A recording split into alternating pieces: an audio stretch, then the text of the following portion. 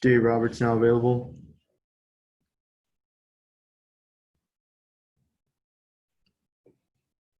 First question is from Tim Neverett. Go ahead, Tim. Hey, Doc, how you doing? Doing well, Tim. Good.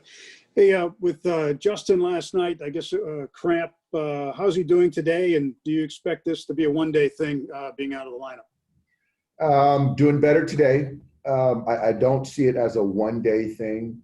I think today he's going to kind of just go with the rest and recovery, treat it up, and probably do the same tomorrow, and come in on the off day Monday and treat it up and get moving, and we'll see where we're at for Tuesday.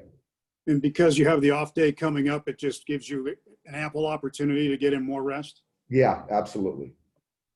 Gavin Luck's back up. I know you described his swing earlier as complicated. Two parts. Do you see him now that he's here? Do you see him playing a little bit more? And how has that swing improved?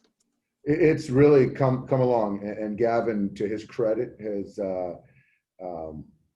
put the work in at the secondary site, cleaned up his swing, taken a lot of at bats, and feels in sync. And so we got him in a game in San Francisco, which was good to kind of break him in, and now got him in there today. He'll be in there tomorrow against Gibson. So I think that right now the plan is to play him against right-handed pitchers. Okay. And we'll see him as a everyday guy going forward, but we got some other good players as well. You got right-handed pitchers today. Ross going. What do you need to see out of him, and what does he need to do to keep the ball in the ballpark? I just think for Ross, I just want to see him be super aggressive, and that's with his entire mix. This is can be a dangerous team. There are some lanes that you can pitch these guys, and Ross has got 4 different weapons to get left and right out.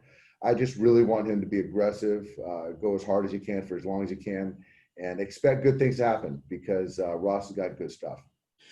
And facing a very good pitcher in Lance Lynn, who's been one of the better guys in baseball this year, even though his team is under 500, he's got that elite cutter that he throws to go off his fastball that he always has located well.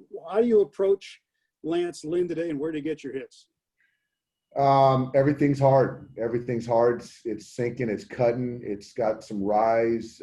It's got a little bit of that invisible characteristic where you take a swing and you just don't know how you missed it. But it's high percentage fastballs, and you got to look up in the zone and hopefully try to put good swings on it. He's been a very good pitcher for quite some time.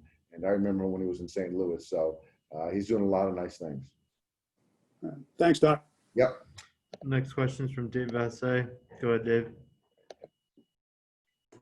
Dave, with a player like Justin, who can have a high pain tolerance, is this a situation where you have to protect him from himself?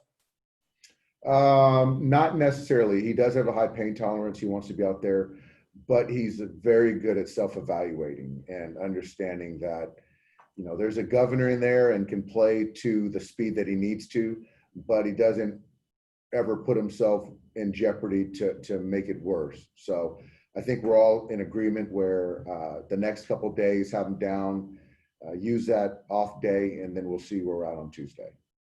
With that being said, what's the status of Edwin Rios? Do you expect him to be back soon? I do. Eddie's playing well, getting through his cramping hamstring situation, playing both sides of the ball. So I do see Eddie. It's going to be a Tuesday, Wednesday thing. Yeah. Dave, you mentioned Lance Lynn and how good he's been. He has a streak of throwing 100 pitches and 31 straight starts. So are you expecting for him to be in there for the long haul? What's the game plan to try to get that pitch count high? Yeah, I don't think there's really a game plan to get the pitch count high. He throws a lot of strikes and just try to put a good swing on a good pitch, and that's 1 through 9. Thank you. Yep. Next question is from Ken Gurnick. Go ahead, Ken. Just a few details on Turner. Is it the left leg? Which one is it? Yes. Yeah, left leg, Kenny. Okay, and is it still considered a cramp? I would say a low grade strain. Okay, and is it related at all to when he got hit back in the back of that left knee by the pitch? That's a very fair question. I don't know that answer, but I don't know because I don't know if it's in the same. I think it's sort of in the belly where he didn't get hit in the belly, so I'm not really sure. But yeah, the hamstring, there's a lot of muscles that are kind of tied together. Okay, thanks. Yeah. Got a question from Carrie Osborne. Go ahead, Carrie. Dave, with Justin again, with kind of Miles and kind of the bumps and bruises, do you feel like that you got to manage his workload a little differently this September, or do you think that he's a little more fresher comparatively because the amount of games that have been played in the DH? I actually, this injury withstanding, I think he's considerably more fresh.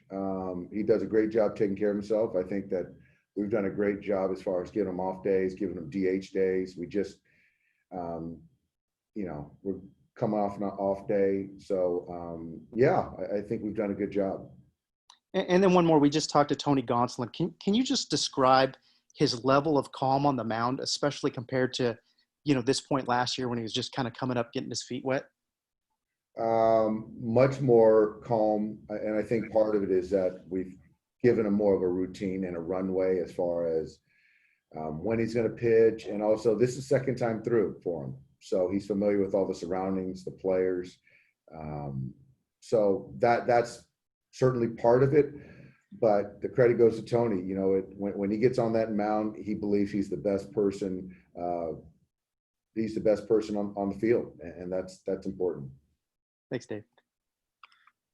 Thanks, everybody. Thanks, Dave. Thanks, guys.